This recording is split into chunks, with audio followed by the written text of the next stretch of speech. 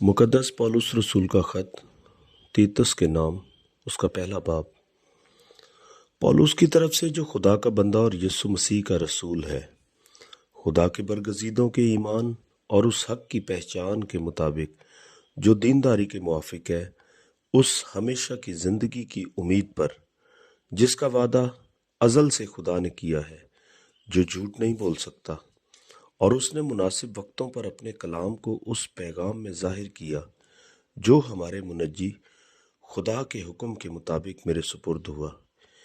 ईमान की शिरकत की रूह से सच्चे फर्जंद तीतस के नाम, फजल और इत्मीनान खुदा बाप और हमारे मुनज्जी मसीह यस्सु की तरफ से तुझे हासिल होता रहे।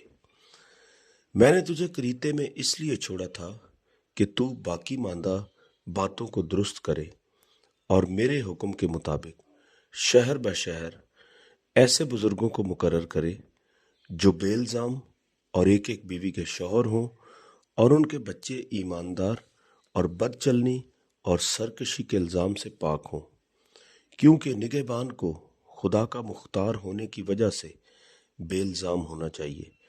ना खुददारी हो, ना गुस्सावर, ना नशे में गुल मचाने वाला, ना मारपीट करने वाला, और ना नाजायज़ नफ़ा का लालची, बल्कि मुसाफिर परवर, खैर दोस्त, मुत्तकी, मुनसिफ मिजाज, पाक और ज़ब्त करने वाला हो, और ईमान के कलाम पर जो इस तालीम के मुआफिक है कायम हो, ताकि सही तालीम के साथ नसीहत भी कर सके और मुखालफों को कायल भी कर सके। क्योंकि बहुत से लोग सरकश और बेहुदा गो और दगाबाज हैं, खासकर मख्तूनों में से। इनका मुंह बंद करना चाहिए। ये लोग नाजायज़ नफ़ा की खातिर नाशाइस्ता बातें सिखाकर घर के घर तबाह कर देते हैं।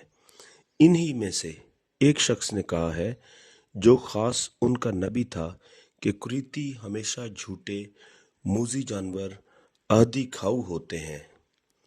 यह गवाही सच है, बस उन्हें सख्त मलामत किया कर, ताकि उनका ईमान दुरुस्त हो जाए और वो यहूदियों की कहानियों और उन आदमियों के हुक्मों पर तवज्जो न करें जो हक से गुमराह होते हैं।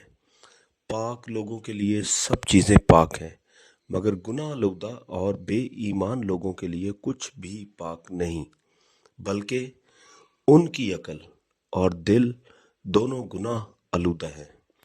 वो खुदा की पहचान का दावा तो करते हैं, मगर अपने कामों से उसका इनकार करते हैं, क्योंकि वो मकरू और नाफरमान है और किसी नेक काम के काबिल नहीं।